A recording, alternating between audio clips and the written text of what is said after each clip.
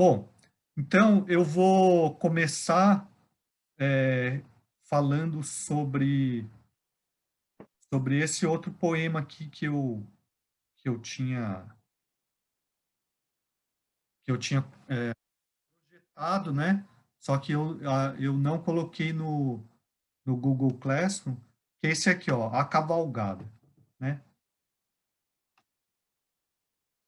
Então, a lua banha a solitária estrada. Silêncio. Mas além confuso e brando, o som longínquo vem se aproximando do galopar de estranha cavalgada. São fidalgos que voltam da caçada. Vêm alegres, vêm rindo, vêm cantando. E as trompas a soar vão agitando o remanso da noite embalsamada. E o bosque estala, move-se, estremece. Da cavalgada o estrépito que aumenta. Perde-se após no centro da montanha, e o silêncio outra vez soturno desce, e límpida, sem mácula alvacenta, a lua a estrada solitária banha. Bom, em primeiro lugar, alguma palavra desconhecida?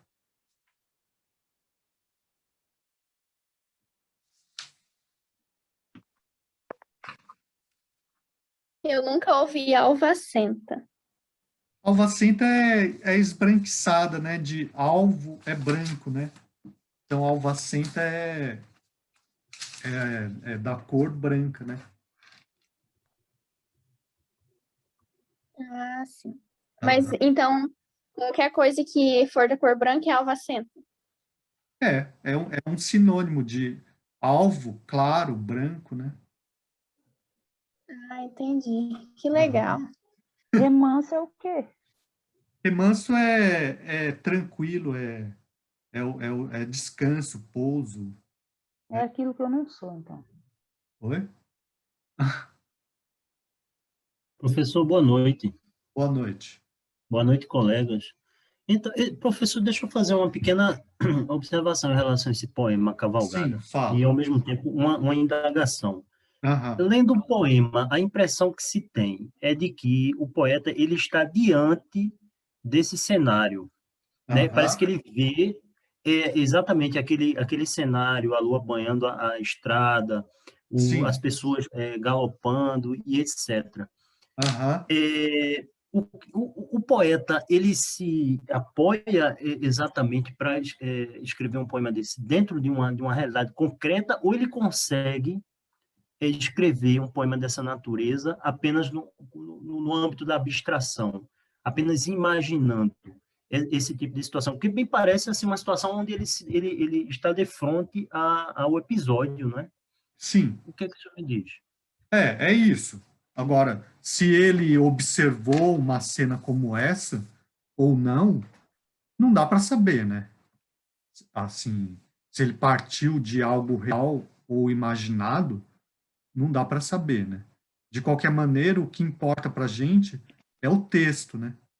E o texto descreve isso que você está falando, uma situação concreta, né? Uma cena, né? É Então, porque a gente percebe nas estrofes como se houvesse um movimento, né? Um aham, movimento tanto do sujeito, de um sujeito, de vários personagens, como da própria natureza, né? Parece que sim, existe um movimento que embala é, esse poema, né?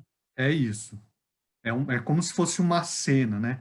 Então, Carlos, já que você começou, porque assim, primeiro eu tinha falado a respeito do vocabulário, né? E Perdão a intromissão, viu, professor? É que eu não, achei o não, não tem vocabulário. problema. Você avançou um pouco, né? Então vamos continuar. Vamos falar um pouco mais detalhadamente de como é essa cena ou essa situação que é descrita pelo poeta, né? Vamos estrofe por estrofe, então. Então, bom, o título, A Cavalgada, né? Então, geralmente o título vai nomear aquilo que o poema está dizendo, né? Ah, então, a lua banha a solitária estrada. Silêncio. mas além confuso e brando, o som longínquo vem se aproximando do galopar de estranha cavalgada, né? É uma situação bastante visual, né? Vemos somente o cenário da cavalgada.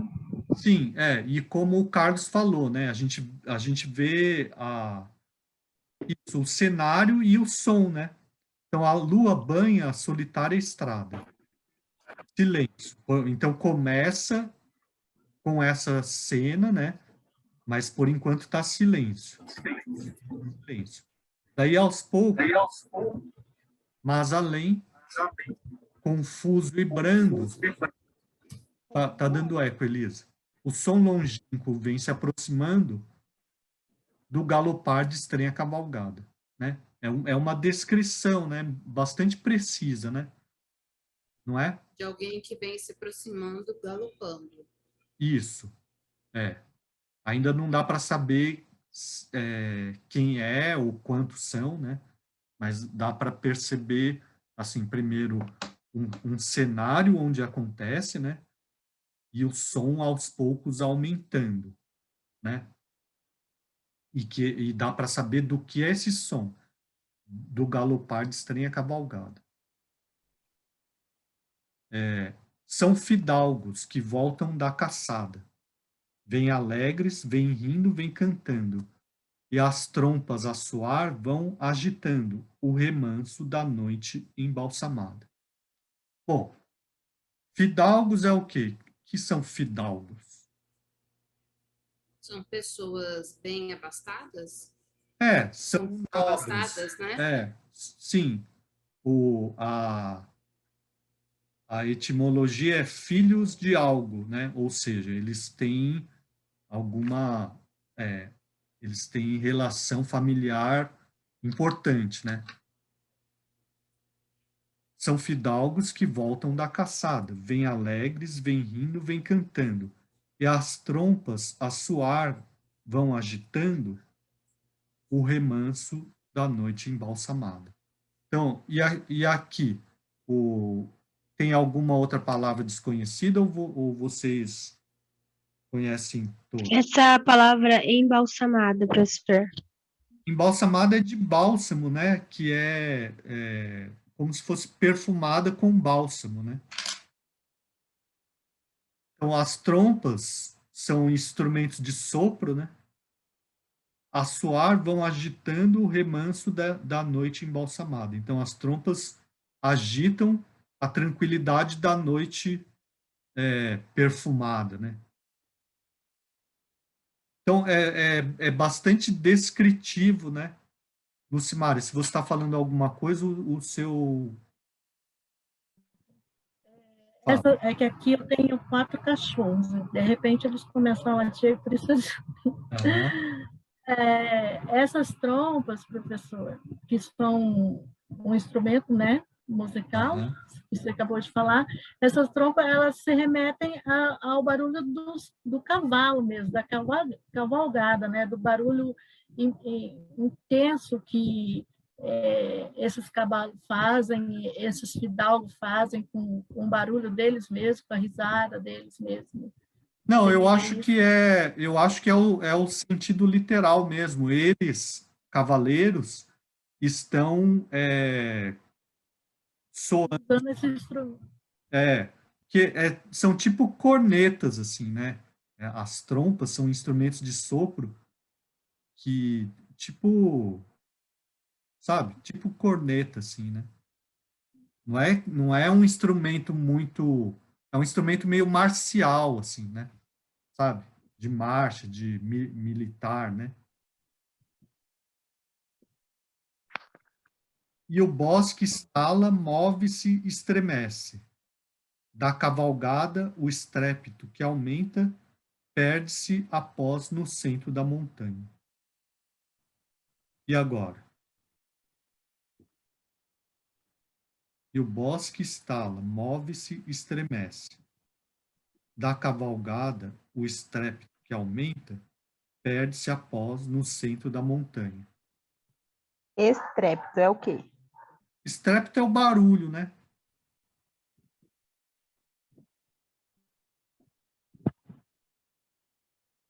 Mas dá para perceber, é uma sequência, né? Essa situação é uma sequência de acontecimentos, né? Então, primeiro, aqui na primeira estrofe, a lua banha a solitária estrada. Então, a estrada tá deserta, não tem ninguém na estrada. E tá silêncio. Só que aos poucos, né, confuso e brando, o som longínquo vem se aproximando do galopar de estranha cavalgada, né? Então começa a estrada vazia e silenciosa, daí o som vai se aproximando e dá para perceber que é de uma cavalgada. Daí depois dá para perceber mais claramente ainda, são fidalgos que voltam da caçada. Vêm alegres, vêm rindo, vêm cantando, e as trompas a soar vão agitando o remanso da noite embalsamada. Né? Então agora a gente sabe claramente o que é. Né? E depois, e o bosque estala, move-se, estremece, da cavalgada o estrépito que aumenta, perde-se após no centro da montanha. Aqui tem algumas inversões sintáticas, né? O primeiro verso, não, o bosque estala, move-se, estremece. Por que o bosque estala, move-se, estremece?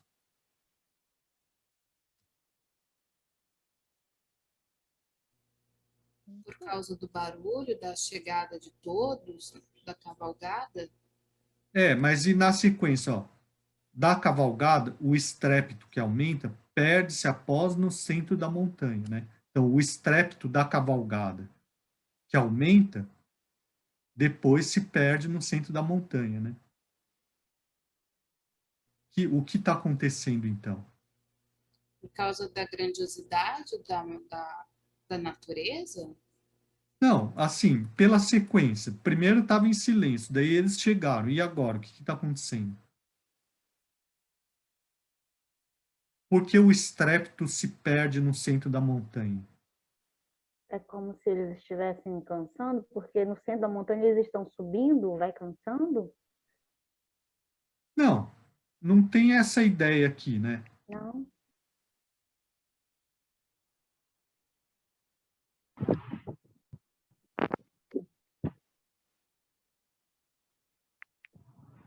Eles estão fugindo? Eles estão se afastando, né? Eles estão se afastando. Por isso que o barulho que vinha se aproximando e a gente claramente sabe o que é, depois vai se perdendo no centro da montanha. Então é como se o observador estivesse parado na estrada, né? Então ele está na estrada, ele vê a lua banhando a estrada e está em silêncio, daí o som vai se aproximando, daí ele identifica o som que é do galopar, da cavalgada, ele vê fidalgos voltando da caçada, o barulho das trompas, né? E depois o bosque estala, move-se e estremece, porque como se os cavaleiros ou a cavalgada fossem em direção do bosque, né? O estrépito que aumenta perde-se após no centro da montanha. Então, aquele barulho que antes estava próximo, agora se perde no centro da montanha, certo? Então a análise parte de alguém que está contando, alguém que está vendo. Desculpa, Isso. porque eu perdi um pouquinho, eu precisei sair 2 minutinhos. É isso. Então é como se fosse isso. Alguém está vendo, está descrevendo uma cena e ele está vendo ele se afastar. No caso aqui, os fidalgos. Isso. Tá. Mas ele descreve isso a partir do som, né? E o silêncio outra vez soturno desce, e límpida, sem mácula, alvacenta, a lua a estrada solitária banha. E agora? Porque à noite volta o silêncio, né? No anoitecer. Sim. Então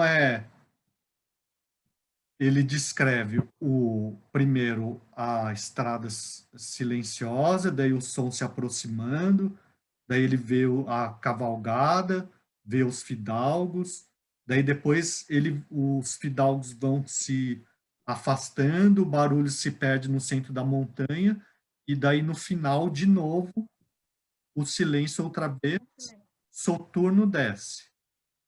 E límpida, sem mácula, alvacenta, a lua, a estrada solitária banha. Aqui tem uma inversão, né? Inverteu o verbo com o complemento, que é o objeto direto, né? A lua banha a estrada solitária, né? Que é a mesma coisa do primeiro verso, só que ele inverteu. A lua banha a solitária estrada.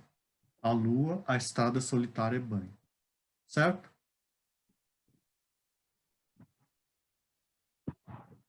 Parece analisando um pouquinho mais, não sei se tem a ver, não sei se o pensamento está certo, mas olhando cada estrofe é como se fosse a evolução humana. No início nasce um barulho, né? Porque quebra, rompe o silêncio, nasce um barulho. No caso, o som longínquo vem se aproximando. Ele vai crescendo, né? Nasce, cresce, vai envelhecendo, já no terceiro estrofe, no primeiro terceiro, e no final ele morre, porque volta ao silêncio. É como se fosse isso? Não, eu acho que isso que você está fazendo é aquilo que a gente chama de superinterpretação, né? Isso não está no poema. Você pode fazer essa relação? Pode. Mas eu acho que não é exatamente isso que o poema está dizendo, né? Eu acho que... Não, sim. Eu entendi que o poema não está dizendo isso, mas é como se a gente fosse associar, porque inicia um som, né? Ele descreve o início de um som, à medida que vai acontecendo, que vai se aproximando, ele vai crescendo, ele vai terminando até morrer, digamos assim, né? Terminar, entendeu? De fato. É como se fosse uma evolução até chegar a um fim, mais ou menos. eu entendi o que você disse. Mas assim, na minha opinião, isso que você está fazendo é uma superinterpretação, né? É algo que não está no texto, né? E que não é muito, não cabe muito aqui, né? Acho que a proposta do poema é ser mais objetivo, que é a ideia do parnasianismo, né? Então, esse autor aqui, que é o Raimundo Correia, é um dos principais poetas parnasianos, né? E não tem indício de que seja esse o sentido que está sendo proposto, né? Professor, Oi. eu posso dar minha humilde opinião? Pode, claro. Se tiver errado, o senhor me corrige. Eu entendi assim, que é uma pessoa que ela está observando a lua e tal, só que quando ela começa a escutar as cavalgadas, ela se esconde pelos barulhos, que fala aqui, né? Ela se esconde e depois que ela percebe que o barulho está longe, ela volta de novo a observar. Não é uma coisa assim que deixa claro, mas parece que alguém ou fugindo, ou que estava ali mesmo a observar aquilo. Não, então, também não tem essa sugestão que você está falando. É como se fosse como se ele estivesse escrevendo um poema de uma maneira bastante objetiva, sem envolvimento do observador com a cena, né? Sabe? Como se o observador fosse meio neutro, né? Que é um pouco a ideia do parnasianismo, né?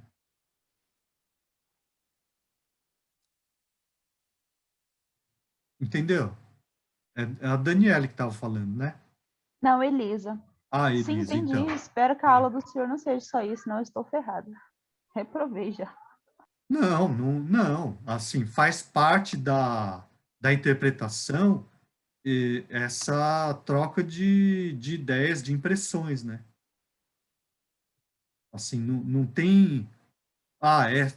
assim, o que eu estou falando não é absolutamente correto, né?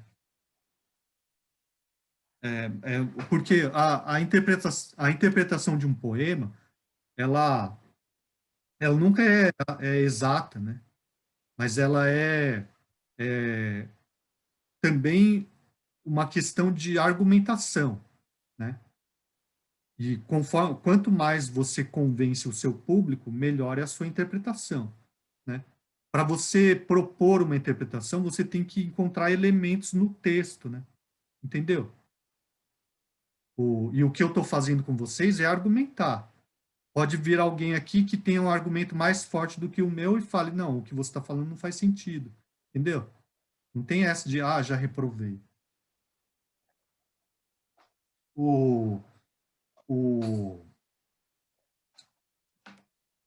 E também por isso que eu peço nas atividades que vocês façam as interpretações, né? E apresentem, isso é nota de participação, né? Claro que no trabalho escrito ou no seminário eu sou mais rigoroso, né? Mas vamos supor, agora vocês vão apresentar o poema Língua Portuguesa, né? Então a gente vai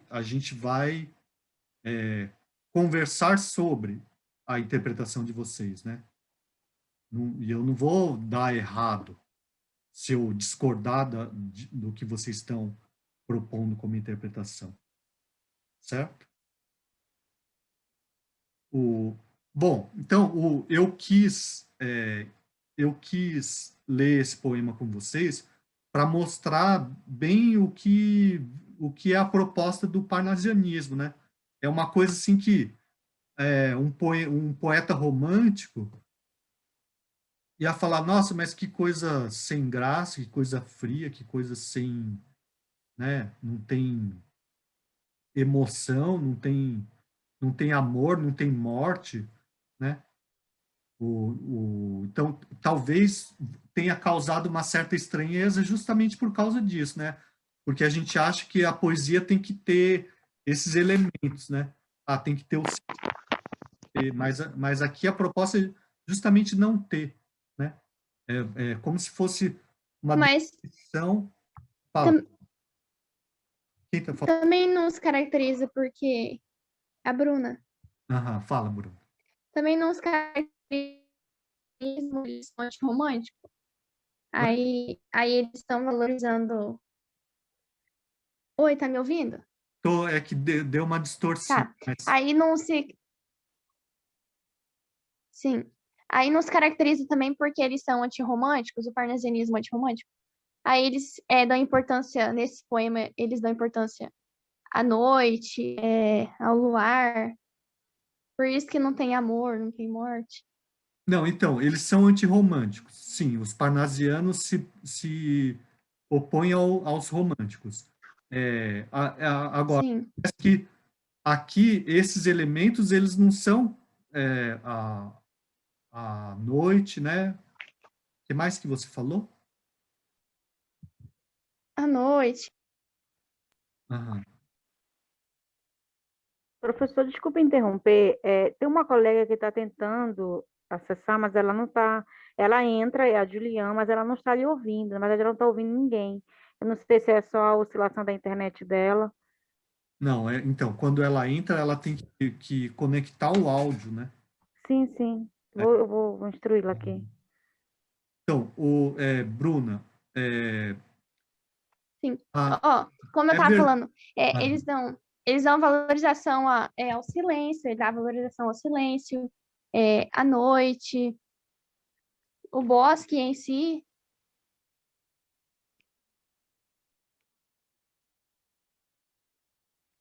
Não, então, na verdade, esses elementos, eles podem remeter a algo romântico também, né? Mas, nesse caso, pela maneira como é descrita a cena, não acaba se opondo ao romantismo, né? Certo? Professor, eu vejo assim que, o senhor acabou de falar, há um pouco de romance, mas não é da forma romântica, né, nessa descrição, porque ele fala dessa beleza de a lua banha solitária estrada. Há uma beleza aí, né? O galopar de estranha cavalgada. Existe uma beleza dentro desse poema, sim, né? Não é uma beleza romântica do romantismo, mas há há uma certa, acho que é romance, não sei. Tem essa Não, eu palavra. entendi. Eu entendi o que você está querendo dizer. É verdade, Lucimar. É isso mesmo. A cena tem uma certa beleza, apesar de não existir um envolvimento emocional tipicamente romântico, né? É isso mesmo, né? Mas é isso. Acho que deu para entender, né? Esse poema anterior é do Cruz de Souza, que é um dos principais poetas do simbolismo, né? Então aqui dá para, eu não vou voltar nele porque, aliás, acho que a gente pode começar a aula voltando naquela questão, né?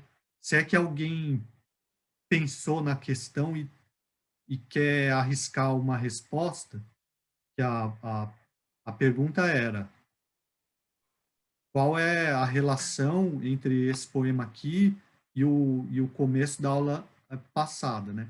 Se ninguém pensou em nada assim diferente do que foi dito antes, então a gente deixa para depois, porque hoje, de novo, está faltando muita gente, né? Eu não sei. Professor, aproveitando a oportunidade, já que o senhor tocou nisso, Aham. eu gostaria de sugerir Quem está o senhor falando? tentar, Elisa, o Aham, senhor fala. tentar, por exemplo, na semana que vem, o senhor faz um experimento pelo Meet. O senhor vai ver como que vai dar diferença em relação aos alunos, que muitos têm dificuldade de entrar nesse Zoom. Eu mesmo hoje praguejei esse computador de tudo quanto é jeito, porque é tudo em inglês, é muito complicado, e a gente tem e-mails admissionais, né, que a UEMS até colocou lá. Então, assim, é bem mais fácil para nós, para Então, eles. Elisa, né? A minha escolha pelo Zoom foi para poder gravar e disponibilizar, né? Entendeu? Sim, sim, Particularmente, entendi. professor, Oi, fala, Lucimar. eu particularmente, ano passado, eu comecei essa matéria com o senhor, não consegui, porque nem a gente, nem vocês tinham, não tinha costume de usar a mídia para dar aula, né? Aí quando Aham. trocou para o Moodle, eu me perdi toda. Aí eu fico com medo de ficar trocando de forma e eu me perder de novo e não achar e fazer matéria com uma turma que você não conhece, dificuldade de receber orientação. Tá bom, então eu vou encaminhar essa questão de uma forma bastante objetiva. Boa noite, Dom. Eu vou encaminhar essa questão de uma forma bastante objetiva e a gente resolve conforme a maioria, tá bom? Então, vou pedir para a Andréia, como representante da turma, fazer uma consulta aos colegas, a turma como um todo. O que a maioria decidir, a gente faz, tá? Lembrando que eu escolhi o Zoom para poder gravar, né? Porque o próprio programa está gravando aqui. Enquanto que pelo Google Meet, quem grava é a Andréia, através de um outro programa, né? E depois tem essa certa dificuldade. Fala, Dom. Ô, professor, o Google Meet agora permite também fazer a gravação através do e-mail institucional. Ah, tá. Tá, então vamos experimentar o Google Meet. Eu vou entrar pelo Google Meet a partir da próxima semana, né? Com o meu e-mail institucional, né? Que me falaram isso também. O e-mail da UEMS virou Gmail, né? Sim, professor. Isso.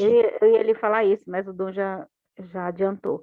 Outra coisa, professor, alguns colegas estão com dificuldade mesmo de entrar, não só pelo Zoom, pelo acesso em si, mas é porque não estão em Campo Grande. A Verônica, ela falou comigo, da outra vez ela entrou na aula do professor Márcio, ela entrou com, inclusive, o e-mail do pai dela.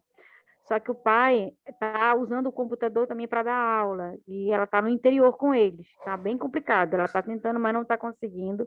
Eu vou tentar adiantar a matéria para ela todinho, os trabalhos, enfim. mas realmente ela não está conseguindo. Então, assim, quem mora um pouco mais distante, ou então tem pacote de internet, é um pouco mais difícil, porque a gente até discutiu sobre isso, e os colegas, com relação a o que gasta mais, Meet ou o Zoom. Eu achei que o Meet gastava mais, ou perdão, achei que o Zoom gastava mais, mas não. A própria Bruna está aí para comprovar que ela fez o teste.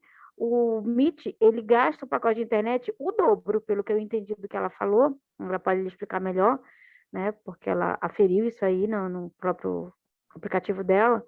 Então, ela gastou muito mais. Então, assim, quando o pacote vai chegando no final, a internet fica oscilando, o colega, né? Então, aí ele fica caindo, voltando o tempo todo. Quem tem Wi-Fi, às vezes até com Wi-Fi é muito complicado, né? Entendeu? Então, assim, tentando justificar alguns colegas, que independente do Zoom ou do Meet, isso vai dar esse problema. Agora, com relação à gravação, o Dom já falou aí, dá para gravar agora, né, pelo e-mail institucional, o Meet, tá bom? Tá, então, então de novo, Andréia, eu vou pedir para você fazer essa consulta, para ver o que a maioria prefere, né? Daí você me fala. E o que a maioria preferir, a gente faz a partir da semana que vem, tá bom? Professor, eu gostaria também de endossar a observação da Elisa, porque, de Aham. fato, eu também tenho uma dificuldade para entrar no Zoom. Até levo um certo tempo, né, para me familiarizar aqui com as expressões em inglês, etc. E acho válido, acho bem importante aí essa colocação que ela fez, no sentido da gente migrar para o Google Meet, que é o que a maioria dos professores usam, né, no curso, e eu acho que implicaria aí numa maior facilidade, especialmente para o acesso, né, professor, Tá bom, dos alunos. tá decidido. A Andrea faz esse levantamento, né? E o que a maioria preferir, a gente faz, né? Tudo bem. Tá. Então vamos seguir então. Alguém quer tentar responder aquela questão? Não? Então tá bom. Então vamos seguir com os colegas. Ó, quem chegou depois, eu pedi para colocarem no chat os grupos, né, que foram formados, ou se for grupo de uma pessoa só, não tem problema, e o poema que escolheu, né? Então, me passaram o nome, por enquanto, Amanda Pellegrini, Andréia, Bruna Souza, Daniele Aziz e Elisa Ximenes, que escolheram o poema língua portuguesa, e a Lucimare sozinha também escolheu o poema língua portuguesa. Então, a gente vai começar... Tá, Carlos, me fala qual poema. Passa no chat aí. Então, a gente vai começar pelo poema língua portuguesa com o grupo, né? Também, tá bom. Então, ó, Amanda Camargo, também todo mundo escolheu o mesmo poema? Parece Porque que é foi o que mais combinado, tem né? material. O professor escolhe só um grupo e só um vai falar sobre língua portuguesa. Pronto. Não, todos vão falar, porque eu dei dessa maneira, né? Se eu tivesse sorteado ou organizado de outra maneira, né? Mas, ó, então, Carlos e Amanda Camargo também, né?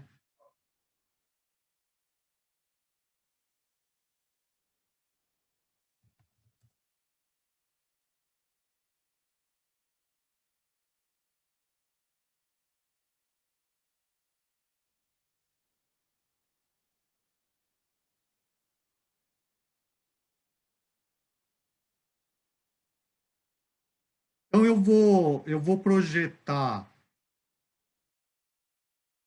o slide que a Andrea mandou.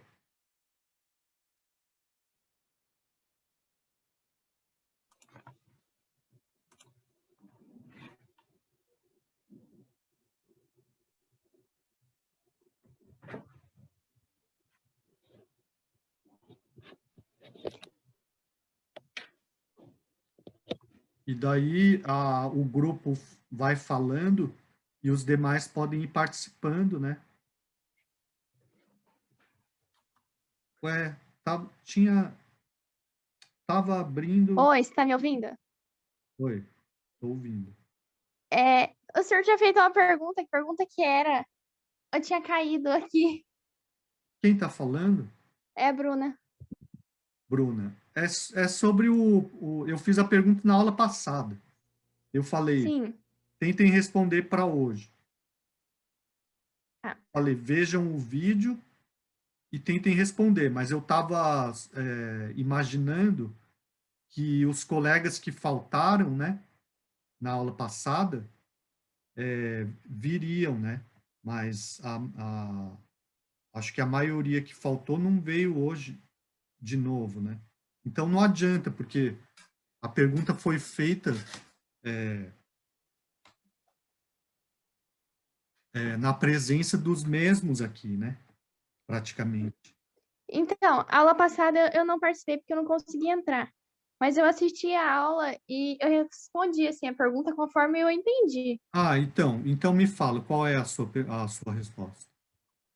Ó, o senhor tinha falado que era para assimilar o poema com algo que tinha falado na aula, certo? Ah, sim. Sim. Eu vi que o senhor citou o albatroz, que é a Isso. ave do mar. Aham. E aí o senhor disse que o poema lá do Baudelaire estava associado à arte moderna, poesia moderna, que poderia ser algo que se opõe à vida prática do cotidiano.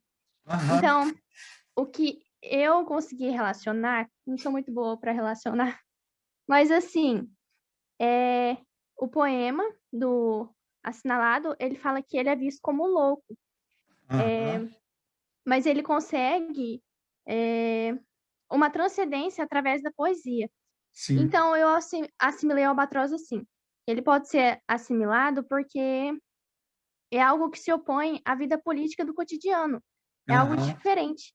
E também tem outro lado, assim, que ele fala de si mesmo, tratando como sendo um ser diferenciado, um assimilado, como é o próprio nome do poema.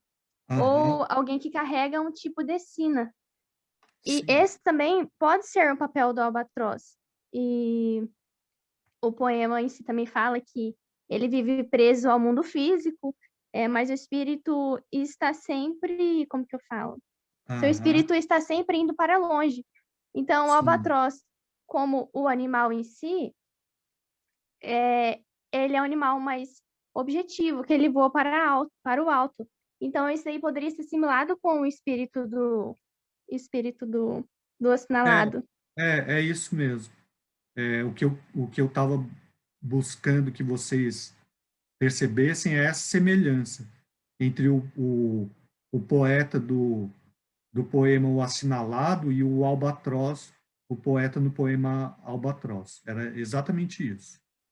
Ah, sim. Então, eu estava vendo a aula e eu relacionei com isso.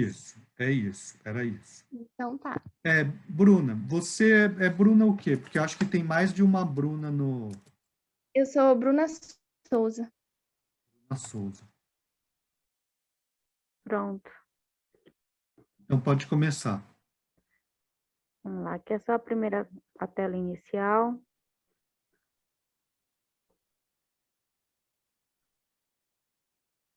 Aqui está o poema, né? Então lê, por favor. Sim. Língua portuguesa, Olavo Bilac. Última flor do lácio, inculta e bela, és a um tempo esplendor e sepultura, ouro nativo que na ganga impura a bruta mina entre os cascalhos vela. Amo-te assim, desconhecida e obscura, tuba de alto clangor, lira singela, que tens o tron e o silvo da procela, e o arrolo da saudade e da ternura. Amo o teu viço, agreste e o teu aroma, de virgens selvas e de oceano largo. Amo-te, ó rude e doloroso idioma, em que da voz materna ouvi, meu filho, e em que Camões chorou no exílio amargo, o gênio sem ventura e o amor sem brilho. Vamos lá. Bruna, Amanda.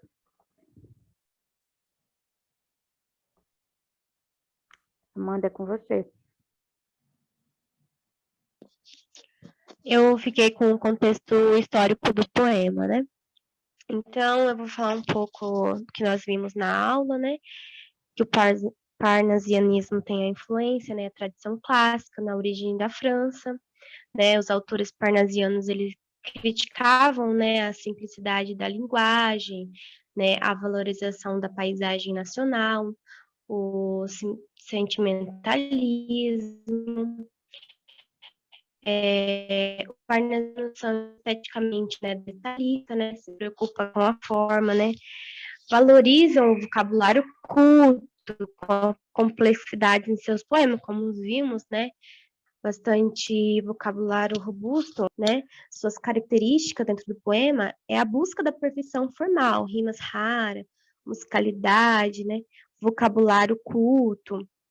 Esses fatos dos parnasianos interpretarem, né, o mundo de forma cientificista e positivista.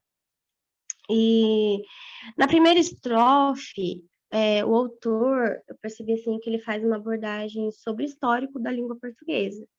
Ele se refere ao fato de que a língua portuguesa ter sido a última língua não latina formada a partir do latim vulgar, falado pelos soldados da região italiana do Laço. Então, podemos perceber que o poema é uma busca de uma forma perfeita, pois o autor ele busca escolher essa palavras perfeita como resultado da perfeição.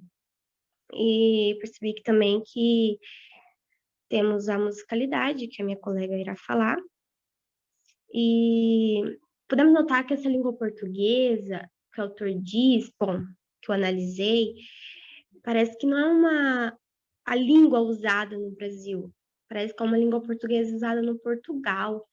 Então, o momento histórico do parnasianismo no Brasil, ele correu em um contexto de transição entre a monarquia e a república. Ele se dedica a refletir sobre a realidade social no momento, a economia, a política do país, né?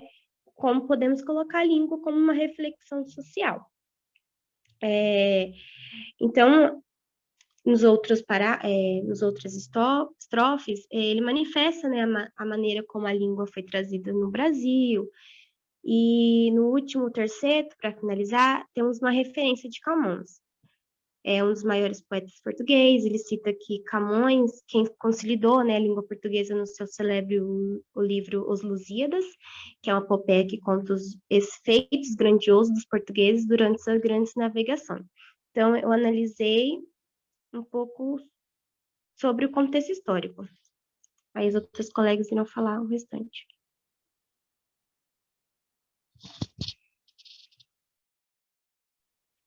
Então, as figuras predominantes que eu notei, aqui eu notei a metáfora, onde fala assim, última flor do lácio, inculta e bela. Tá, só para saber quem está falando.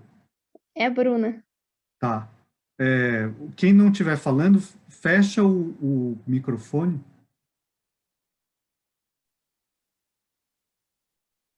Aí. Tá. Eu notei a metáfora quando ele fala última flor do lácio, inculta e bela. Então, a metáfora, por quê?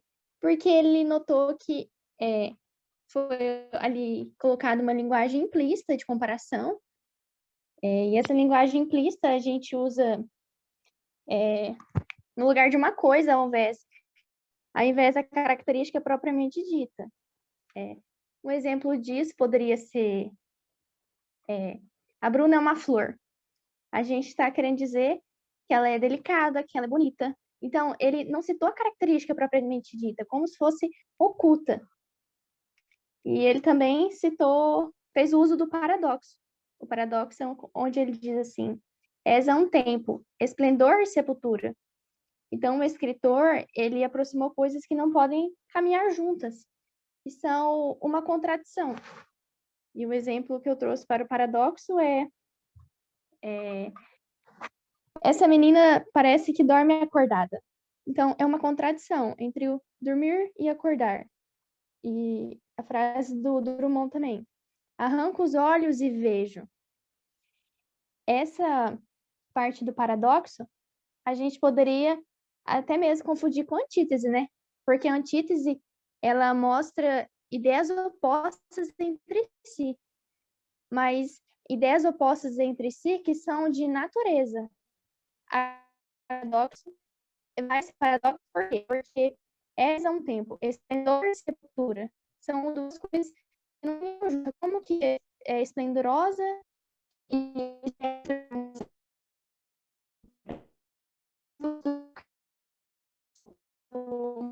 ele fala, amo-te, ó rude e doloroso idioma.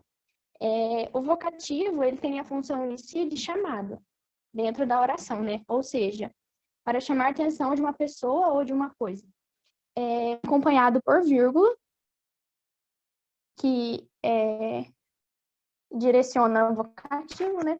E o amo-te, ele está sendo a frase destinada para o doloroso idioma. O exemplo que eu trouxe para o vocativo é Pedro, venha cá. Ele está invocando, ele está chamando. Nós temos o vocativo no princípio, no meio e no fim. Outro exemplo, Pedro, o Pedro, de princípio, ele está no princípio, está no começo, vírgula no primeiro lugar. Agora a vírgula no meio. Pedro, o vocativo está no meio. No fim, estude São Pedro. Então, notamos que ele vem acompanhado por vírgulas e são essas figuras.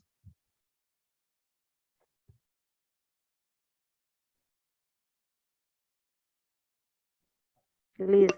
Oi, professor. Eu fiquei de falar sobre o autor. Vai ter algum barulhinho ali, porque meu filho não para, mas tudo bem, né? Vida que segue. Samuel, cala a boca! Olavo Braz Martins, 2 Guimarães Bilac. Sorri, né, professor? Mas é duro. Alexandrino a partir do nome. Nasceu em 16 de dezembro de 1865 no Rio de Janeiro. Iniciou a Faculdade de Medicina no Rio e Direito em São Paulo. Entretanto, não concluiu nenhum dos 2 cursos citados. Em 1888, lança o livro Poesias. Dedica-se ao jornalismo e à literatura. Em 1889, o republicano e nacionalista escreve a letra do hino à bandeira. Por fazer oposição ao governo, é exilado em Ouro Preto, Minas Gerais. Eleito em 1907, o primeiro príncipe dos poetas, em um concurso promovido pela revista Ponfom. A alfabetização e serviço militar obrigatório foram em 1915, aonde se inicia suas campanhas cívicas. No ano seguinte, funda a Liga de Defesa Nacional. Após uma gripe no dia 18 de dezembro de 1918, aos 53 anos, morre Olavo Bilac. Eu vou citar algumas de suas obras, professor. Poesias em 1888, Poesias Infantis em 1904, Crítica e Fantasia, Conferências Literárias em 1906, as 2 obras foram no mesmo ano, Ironia e Piedade em 1916, A Defesa Nacional em 1917 e A Tarde de 1919.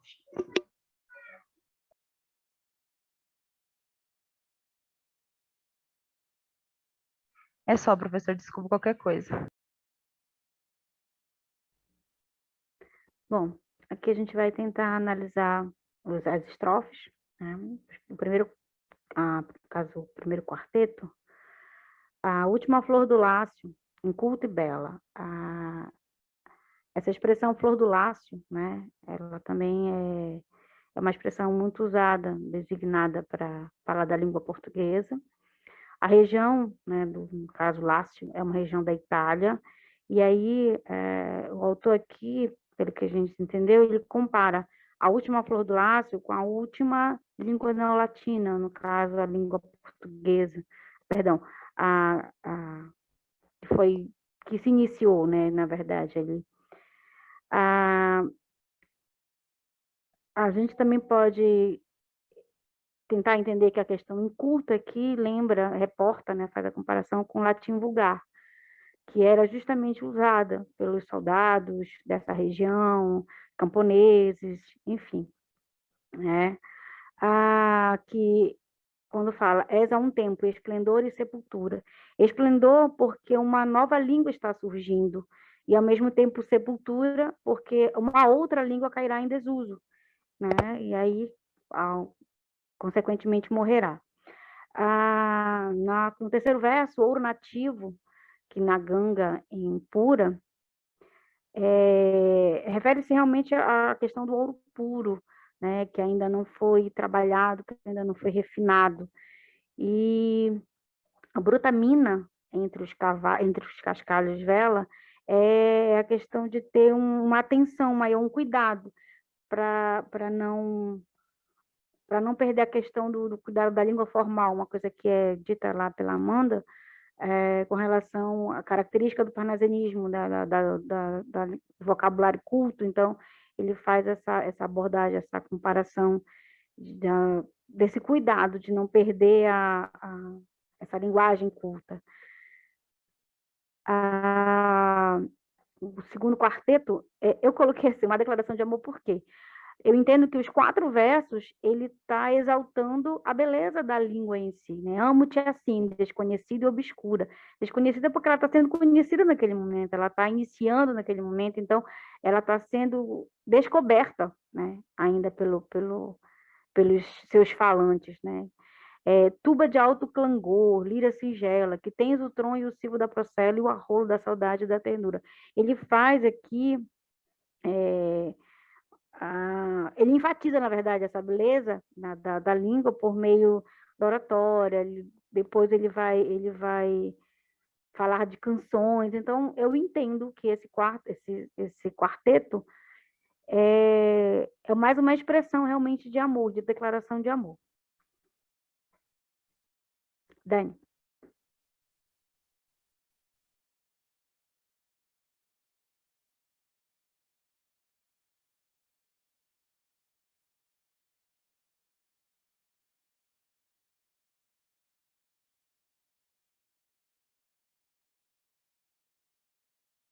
Dani, é com você.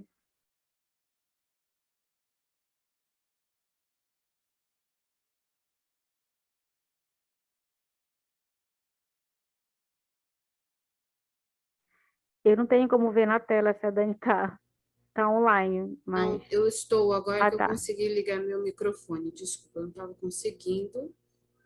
Agora eu vou tentar voltar para a tela do... Voltei.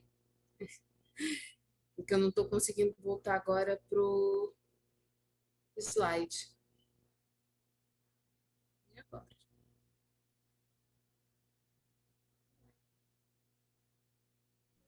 Qualquer coisa, tenta abrir no teu celular. Tá.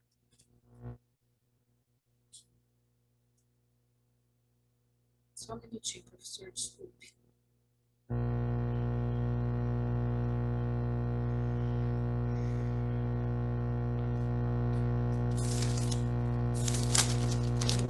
meu caderno aqui que fica mais fácil. Eu vou falar sobre o primeiro terceto e eu vou ler primeiramente. Amo o teu viço agreste e o teu aroma, de virgens selvas e de oceano largo. Amo-te, ó rude e doloroso idioma. Ele usa expressões aí da natureza como uma característica do parnasianismo. Por exemplo, vício agreste, vitalidade, uma energia vital, campestre, né? Comparando como o que a língua nos dá, essa vitalidade, essa identidade, né? E também uma relação subjetiva, que ele usa também para relatar o que ele encontrou durante a viagem, né, de tudo novo na terra que foi recém-descoberta durante a viagem de caravelas, né, do Brasil. Então, esse oceano largo, selvas virgens, o aroma, porque ainda como a língua era pouco explorada, essas coisas também eram pouco exploradas. Então ele usa essa comparação, essa relação subjetiva com todos essas coisas que foram avistadas com essa exploração, né? Você passa para o segundo slide, para o próximo, André. Já passei, Dani. Tá.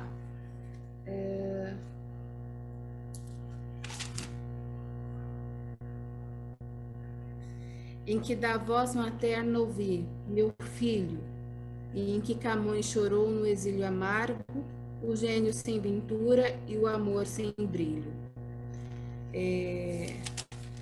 Aqui, através de um vocativo, ele expressa o amor que ele tem, né, pela língua, através de uma lembrança afetiva também. Ele faz uma comparação que um filho tem da voz materna, com o amor que ele tem também da língua, ó filho, né? E também da lembrança da dor que Camões sentia, da saudade que Camões sentia quando foi exilado, e ressaltou esse amor pela língua, escrevendo sua obra Os Lusíadas, quando esteve exilado. E eu pulei uma parte, professor. Pulei ó rude, uma parte da interpretação que diz ó rude e doloroso idioma, que fala da preocupação de Bilac quanto a língua precisa ser trabalhada e moldada no novo território, quanto a ser imposta a uma nova cultura, e para que isso aconteça, de uma certa forma, a cultura que ali se encontra precisa até, de uma certa forma, ser morta, precisa ser sufocada para que essa língua seja colocada ali nesse novo território. É isso, professor, desculpa, fiquei meio perdida assim no slide. É isso, professor. A gente só esqueceu de colocar as referências, mas depois eu posso lhe mandar. Não, pode fechar, André.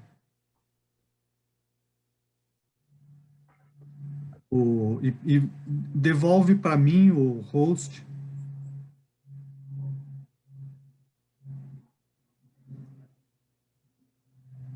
Professora, eu vou ter que sair e voltar, porque eu não estou conseguindo ver mais ninguém, só estou ouvindo vocês. Não sei o que aconteceu, o que eu fiz aqui.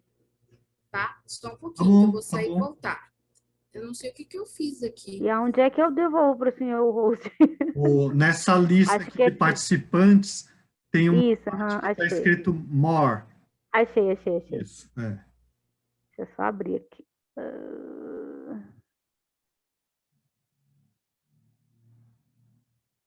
Se o computador ajudar, vai ser bacana. Na lista de participantes não tem. Você coloca o cursor em cima do meu nome do lado direito. Está escrito more. Daí você clica nesse more. Daí você coloca. Mas eu estou lhe procurando, eu não estou lhe achando. Peraí, deixa eu voltar para cá, peraí. FF.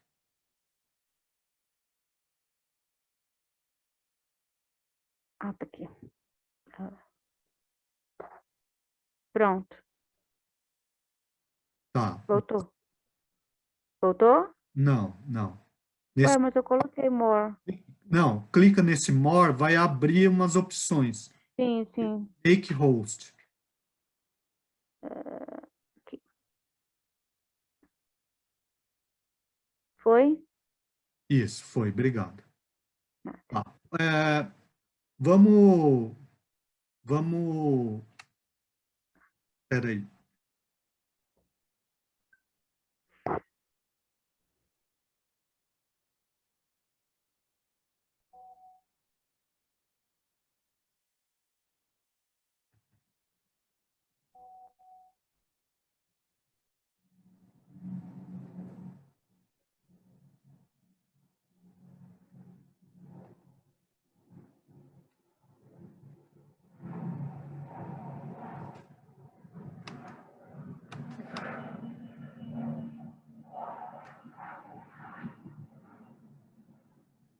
Bom, vocês estão vendo aí?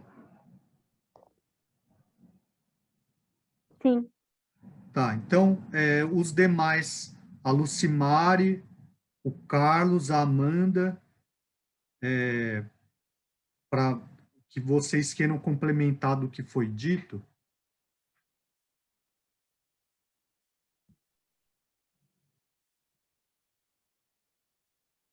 Por exemplo, elas não falaram nada a respeito da forma do poema, né? Ele é cantado em 14 versos, distribuído em 2 quartetos e 2 tercetos. É um soneto, segundo as classes, a norma clássica de pontuação e rima, certo? E pode ser, professor? Sim, é um soneto, né? Porque são 2 quartetos, 2 tercetos e o número de sílabas por verso é igual. O que mais? Professor, ali quando fala assim,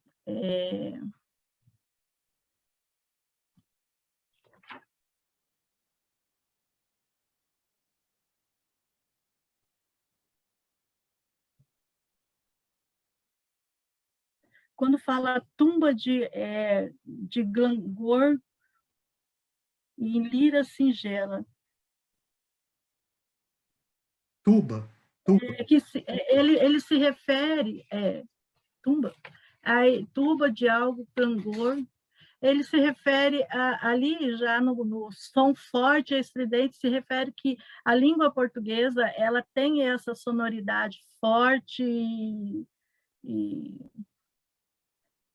que tem esse tipo um estrondo de canhão quando fala ali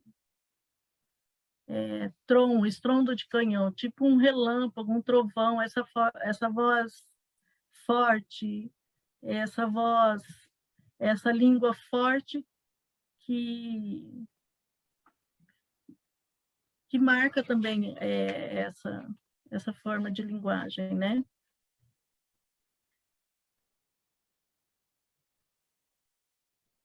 E quando ele fala também ali de virgem selva e de oceano largo no primeiro terceto, ele fala também, ele está relatando um pouco das florestas, do oceano, de como a língua portuguesa atravessou o oceano para chegar até a colônia, porque na época ainda era colônia, certo? Certo. E eu vejo assim que, um pouco que eu pesquisei,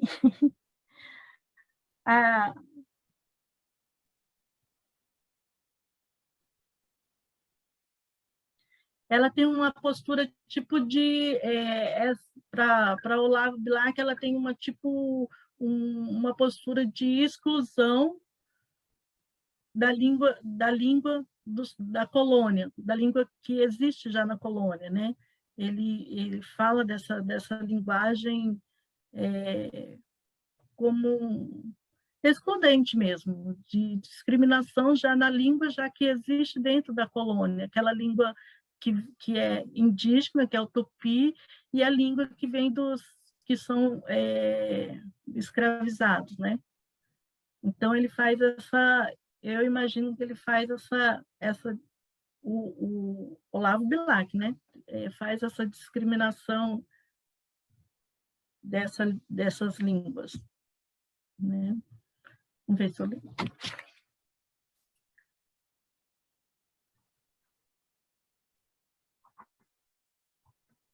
E que a língua ela precisa ser moldada, né? Quando ele fala ali, amo-te, ó rude e doloroso idioma, ela necessita de ser moldada ainda, né? Essa língua nova, né? Por mais que o latim, que seja o latim vulgar falado pelos soldados, essa nova língua também ela precisa ser moldada, né? Ter uma forma como fala?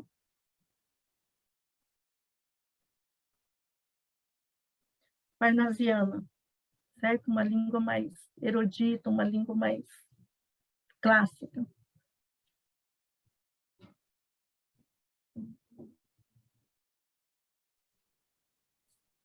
Certo? Carlos, Amanda.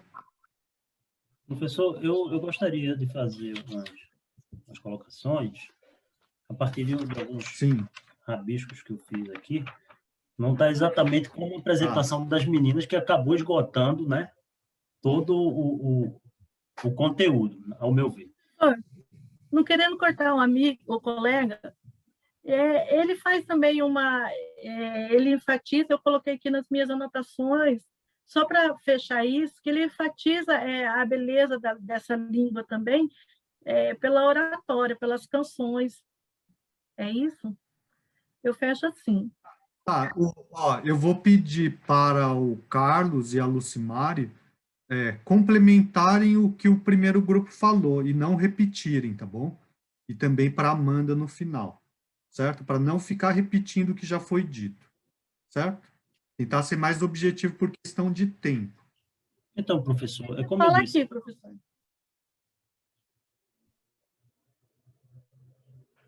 Vai, Carlos. Como eu disse, as meninas praticamente esgotaram toda a exploração do poema, né? E acabou coincidindo de nós termos escolhido o mesmo poema. Então, Olavo Bilac, ele faz uma abordagem a partir de uma perspectiva histórica da língua portuguesa, não é? Ele vai buscar o latim vulgar lá na Flor do Lácio, enfim, tudo aquilo que as meninas já disseram, né? A língua falada na região do Lácio, pelos soldados romanos e etc. E ele utiliza de uma coisa que é muito comum dos parnasianos, especialmente de Bilac, que é o soneto, né? O soneto, mas, ao mesmo tempo, eu acredito que existe, para esse poema especificamente, um propósito, não é, a utilizar um soneto. Por quê? Porque ele cita Camões. Ele cita Camões no poema e não poderia ser diferente. A beleza do poema, ela é clara, é óbvia, né? Mas a forma como ele escreve o poema em língua portuguesa é realmente para dar, a partir de uma perspectiva histórica, trazendo a língua de Portugal e submetendo ela aqui ao Brasil, né? Tanto é que ele traz aí os aspectos da natureza, que também típica do parnasianismo, né? Do momento que ali final do século XVIII, início do século XIX. Então ele faz essa abordagem a partir de uma perspectiva essencialmente parnasiana, mas é um poema rico exatamente por isso, porque através de uma perspectiva histórica, ele traz as informações de Portugal, do nascedouro da língua, vamos dizer assim, até o contato dessa língua com uma terra desconhecida, até então desconhecida, que é quando ele apresenta Camões, né? Ao final, ele traz toda a perspectiva de como a língua se comporta, né? Utilizando aí termos sonoros, como a colega falou, parecendo um tiro de canhão, um trovão e etc. Os aspectos mais essenciais dessa língua, que em contato com um solo até então desconhecido, passa também a sofrer as influências desse espaço, né? Que aí quando ele diz lá, em que da voz materna ouvi meu filho, e em que Camões chorou no exílio amargo, o gênio sem ventura e o amor sem brilho. Então aí ele já tratando de maneira extremamente lírica, né? Mas é um poema que ele consegue aliar, né, história, conhecimento histórico, conhecimento, a lírica do poema, que é muito, muito visível, não é? E os elementos básicos do parnasianismo, que é essa possibilidade de... É uma possibilidade de externar ao nível máximo o sentimento, né? Então, quando ele escreve em língua portuguesa, a impressão que se tem é que ele está tratando, acariciando a língua portuguesa através da própria palavra. através da própria palavra, através da própria língua portuguesa. Então, a gente percebe esse lirismo em Olavo Bilac, trabalhando tudo isso, aspectos históricos, a lírica do poema, o trânsito da língua de Portugal até o Brasil, não é? O que mais? Já foi tão explorado pelas colegas brilhantemente, né, que eu vou até tomar um café aqui para ver se consigo me inspirar mais um pouquinho. Não, então vamos passar a palavra para a Amanda, para ver se a Amanda... Só para finalizar, rapidamente. Aham. A apresentação das colegas não foi inculta, mas foi bela. Aliás, belíssima. Muito obrigado. Tá, Amanda.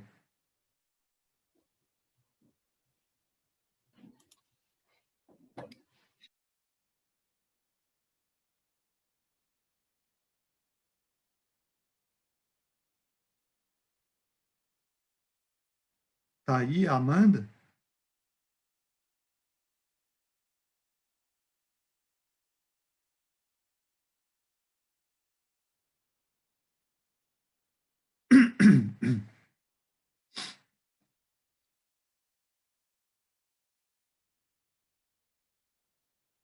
Bom, não tá mais, né?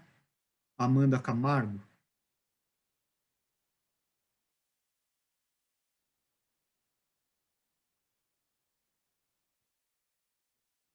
Bom, basicamente, o sentido do poema vocês interpretaram bem, né? Cometeram, assim, alguns equívocos em algumas colocações, alguns termos, né? Coisa do tipo, né? Mas, assim, o sentido geral foi bem explorado, né? Tem alguns detalhes no sentido que não foram explorados ou não foram suficientemente compreendidos, né? Como, por exemplo, essa história da tuba de alto clangor. Tuba de alto clangor e lira singela, né? A Lucimari procurou tratar um pouco do sentido que está aqui, mas, na verdade, isso daqui é uma referência bem mais específica, né? Quando ele usa são dois instrumentos musicais, a tuba e a lira, né? E se vocês fizeram a disciplina de introdução aos estudos literários, narrativa e lírica, né? Ou então, introdução aos estudos literários, drama e épica, né? Então, vocês vão saber que essa lira aqui, ela se refere a um determinado gênero, né? Poético, né? Que vem a ser qual?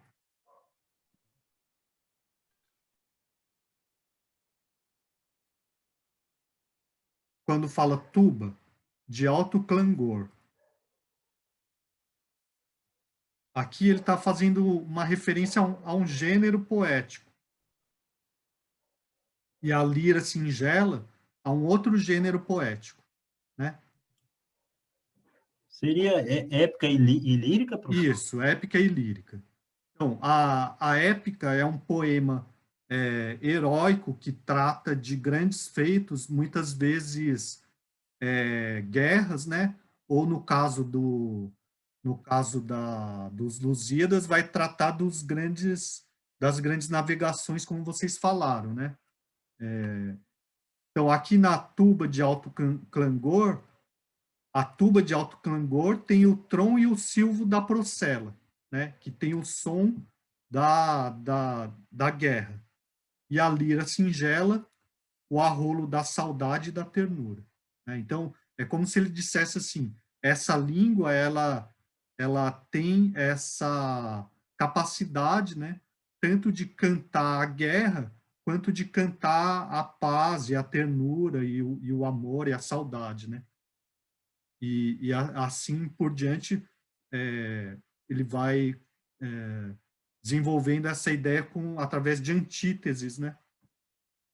Então, essa língua que é utilizada pela mãe dele para se dirigir a ele, né?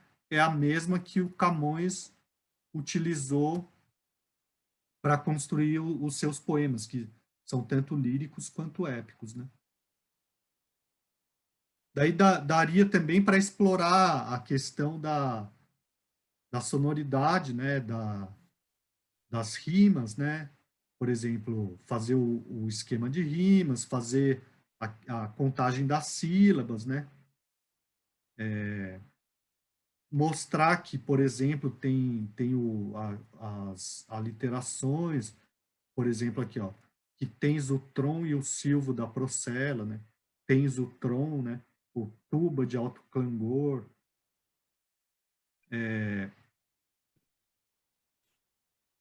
Mas, basicamente, vocês exploraram bem o sentido, né?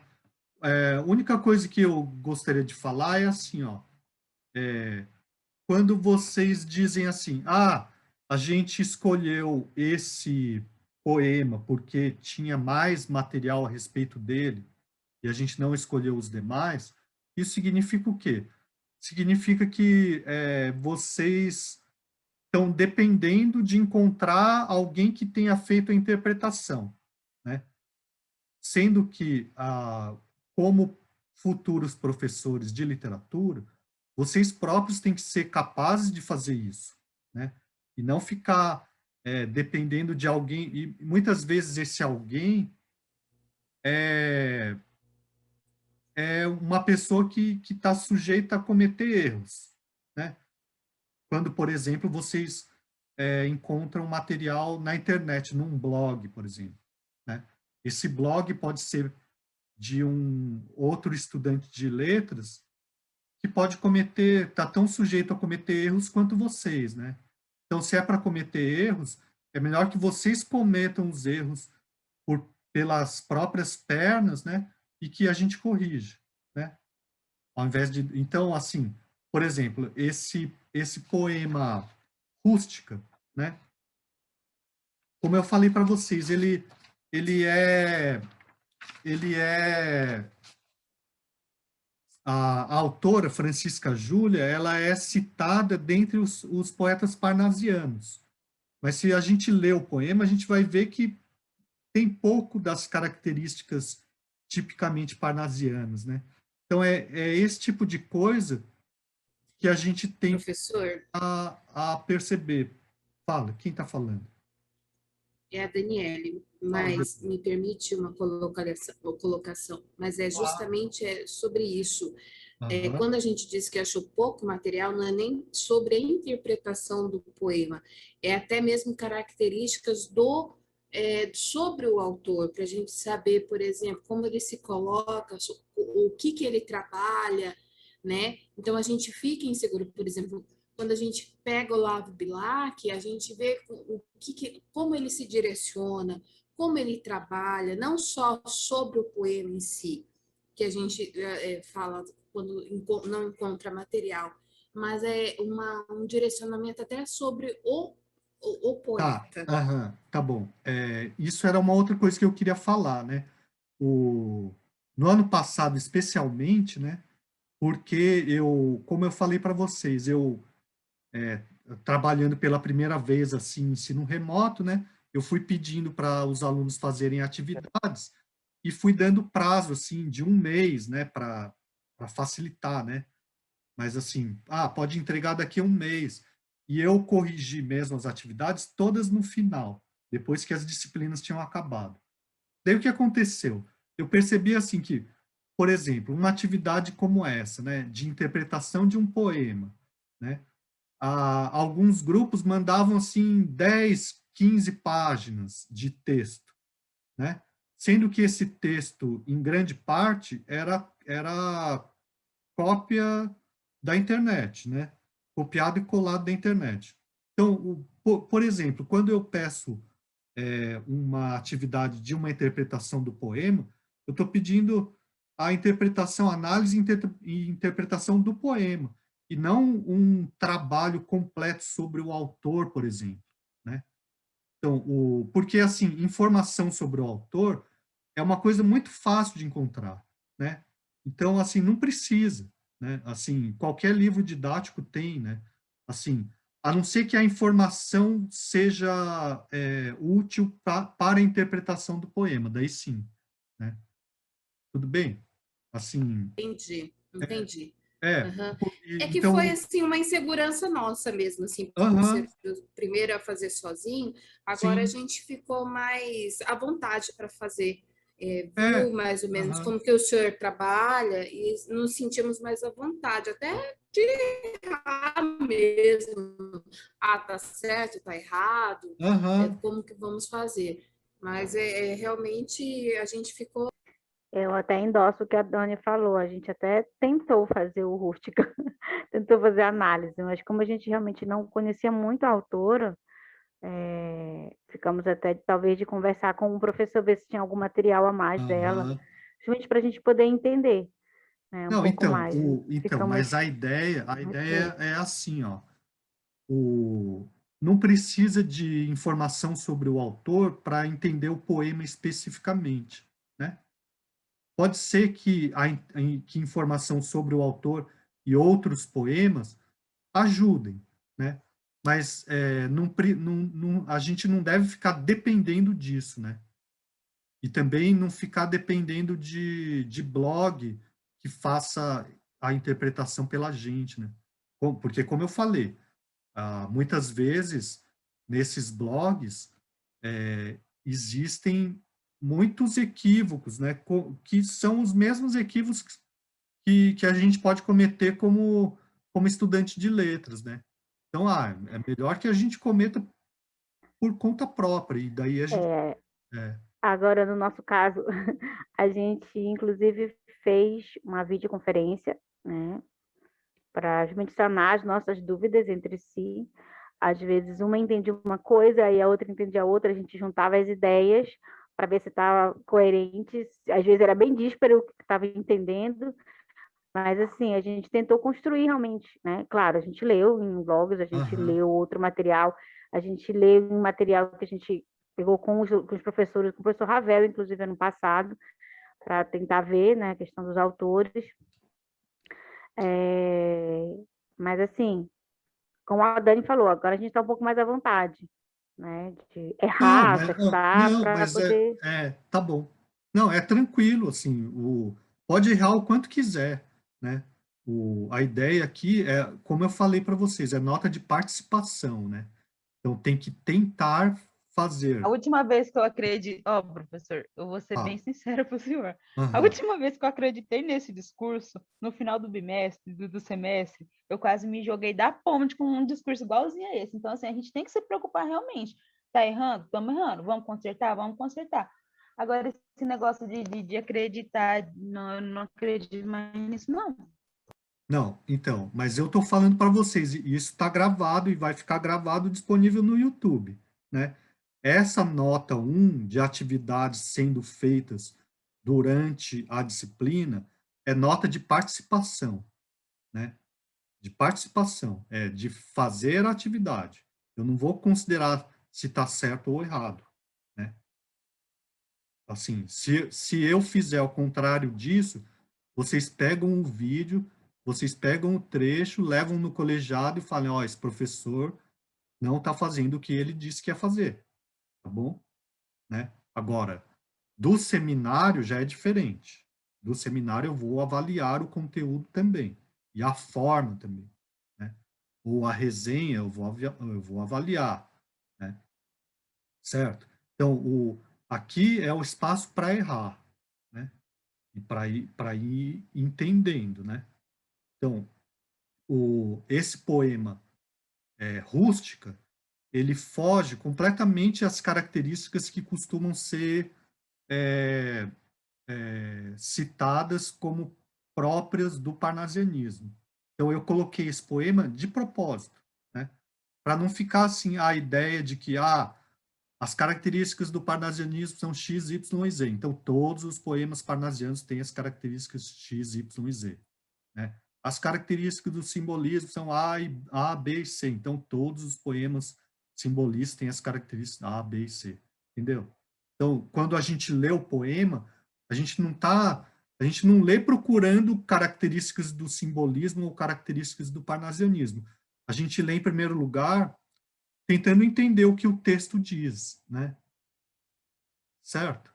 Então, a gente tenta pegar, bom, o vocabulário, as metáforas, etc., e tentar, em primeiro lugar, entender o texto, né?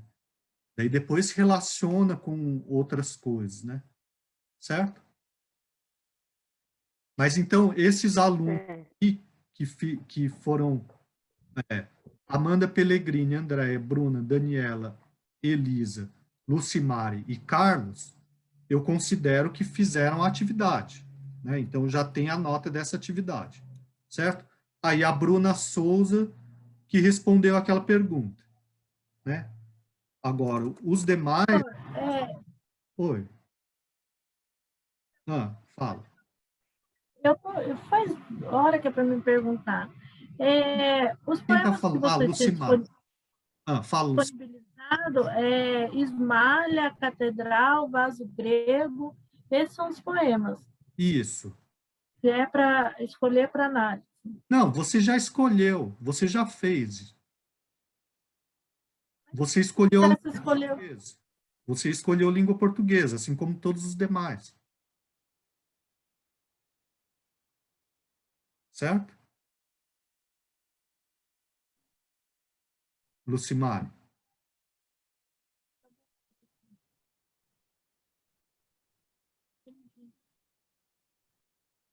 Bom, acho que ela está com problema no áudio, né? Eu entendi, professor. Tá.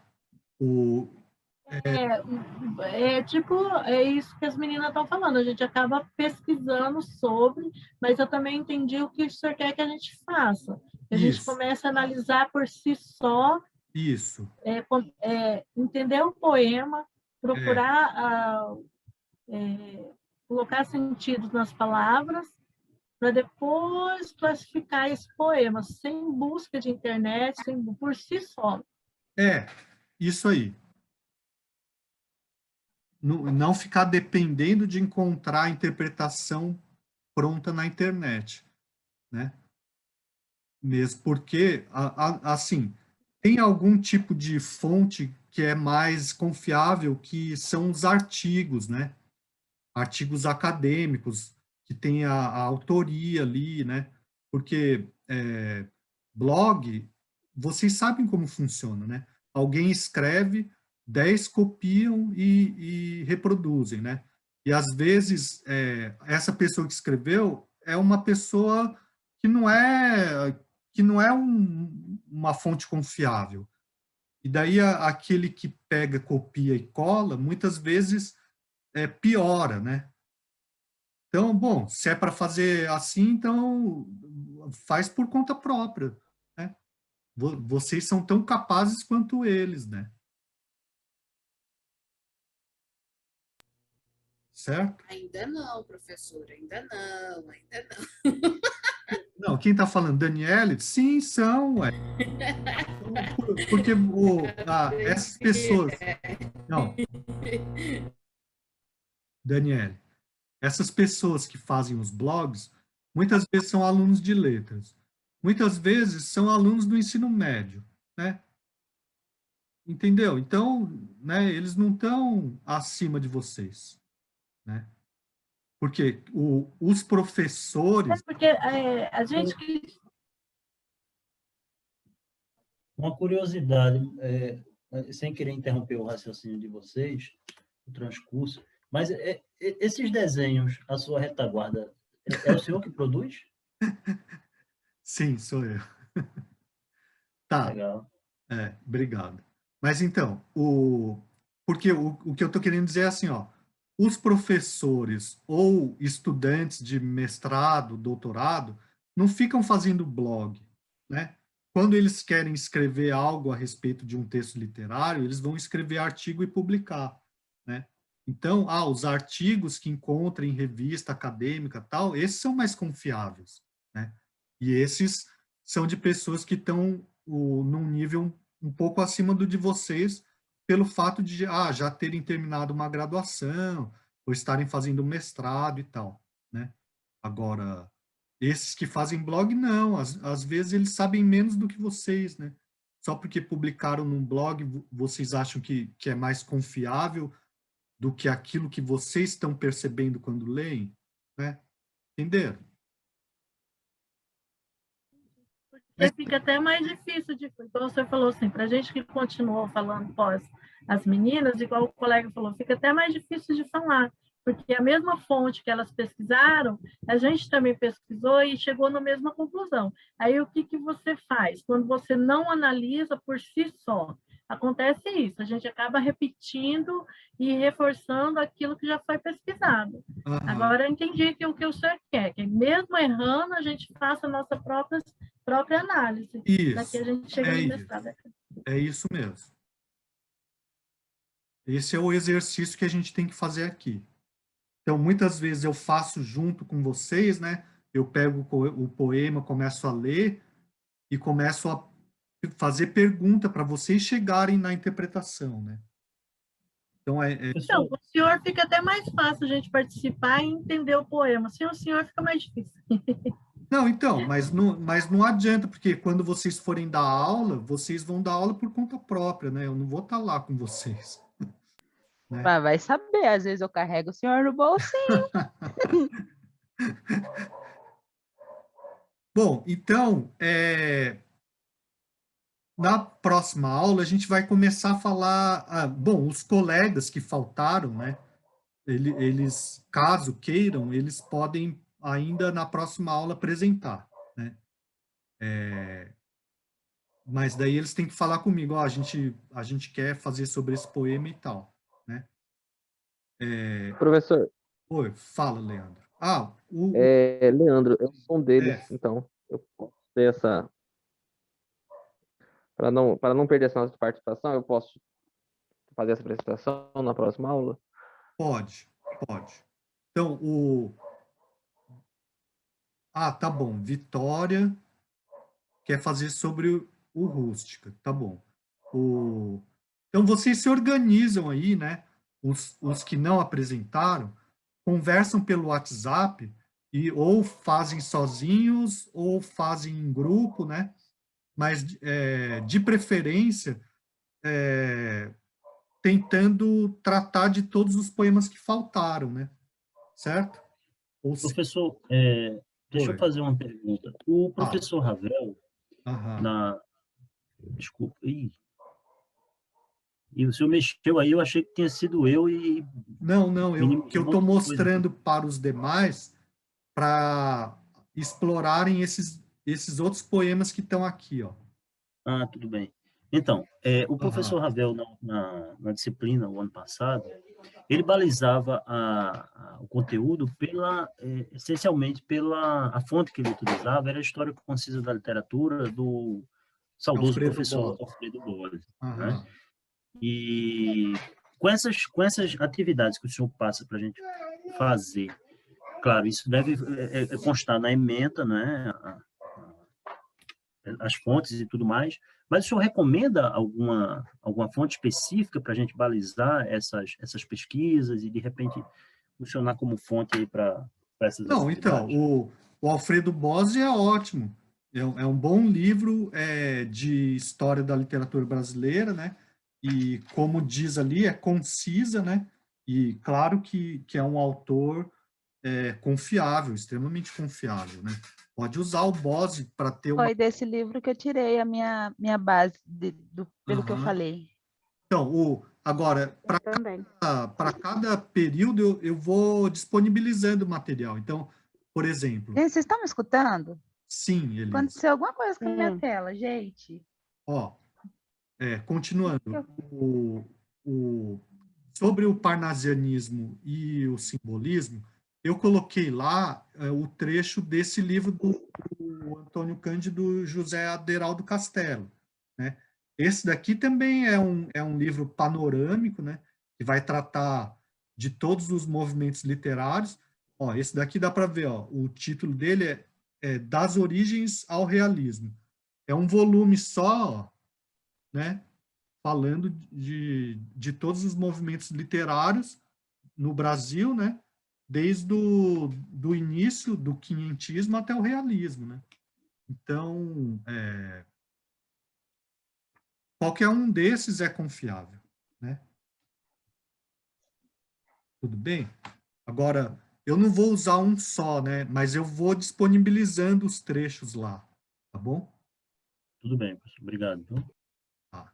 Então, voltando, os colegas que não apresentaram, tentam se organizar e tentem escolher aqueles outros poemas que estão ali, no Google Classroom, né? Nesse item aqui, ó. Nesse item aqui, Parnasianismo e Simbolismo, daí tem os poemas do Cruz e Souza, Alfonso de Guimarães, e esses aqui.